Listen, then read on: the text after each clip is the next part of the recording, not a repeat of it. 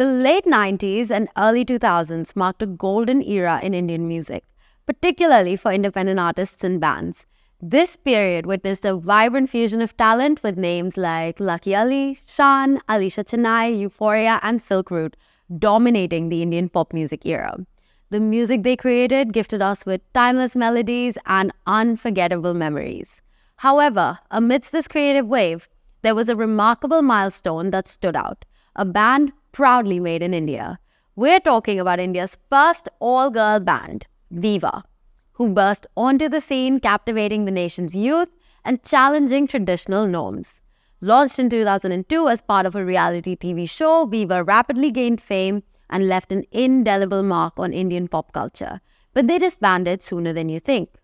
What went wrong with India's first all-girl band? Well, despite their bold stunts against societal norms and advocacy for gender equality, through their music, the band found themselves entangled in the very web of issues they fought against, leading to their eventual breakup. The idea for Viva was conceived by Indian music composer and producer Bidu Appaiah, in association with Channel V India, a popular youth-oriented music channel. The concept was simple but revolutionary: to form a girl band entirely through a reality TV show called Coca-Cola Viva Pop Styles. The show aimed to create India's first all-female pop group from scratch, providing young women with a platform to showcase their singing and performance skills. The auditions for Viva were held in various cities across India, attracting thousands of aspiring female singers. The applicants underwent rigorous rounds of auditions, where their vocal ability, stage presence, and potential to work in a group was scrutinized.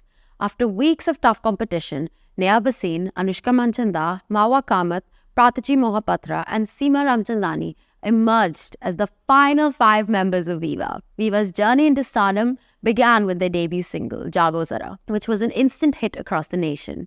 Their unique blend of pop and Indian influences, coupled with empowering lyrics, charmed the Indian audience, especially the youth. They were praised for being outspoken, they weren't afraid to wear provocative clothing or follow trends like halter tops and metallic eyeshadows. They made waves for all the right reasons and showed no regrets for their actions. What they stood for was also highlighted in their music. Their songs discussed the need for a girl tribe, the significance of destroying the patriarchy, and other topics. Their Jago Zara served as a reminder to combat tyranny and challenge societal conventions, as well as take control of your own life, make your own decisions. Their debut album, which included Jago Zara, was also about women's emancipation that rejected discrimination and the ridiculous demands that patriarchy places on women, as well as the song Kali Mai Diya Salai. But soon, there were internal rifts among the band. Ramchandani made the decision to break up with the band only 6 months into its ascent to fame. Others, though, continued on and even put out a second album called Viva Reloaded.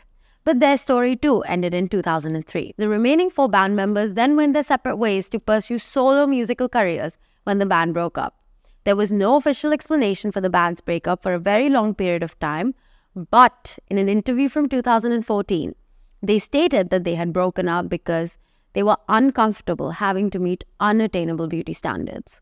They asserted that they also endured continual body shaming and lived under surveillance. According to Pratachi Mohapatra, the channel offered them a bonus of 5,000 rupees if they shed 10 kilos of weight. Neha Bhasin had also discussed how it was difficult for everyone in the band to survive in such a setting, which is what contributed to their breakup. It is ironic how their company went against what the girls stood for.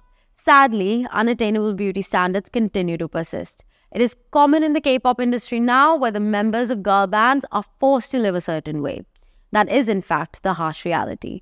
If you look at it in a way, the girls chose to disband instead of adhering to the company rules. They stuck to what they believed in till the very end. Viva has made a comeback, and fans did witness a brief reunion in 2020 when the band performed Jago Zara together on Instagram. Mohapatra then responded to the Hindustan Times' query regarding a probable reunion in 2021 by saying, "Maybe a concert will happen someday, who knows?" Viva has challenged the conventional notions of women's roles and showcased that young women could excel in the male-dominated music industry. Unfortunately, unethical beauty standards were prevalent back then and still are. Viva's spirit lives on, inspiring new generations to break barriers, challenge norms, and create their own path to success. So what is your take? Let us know in the comments below. This is your host, Sakshi, signing off.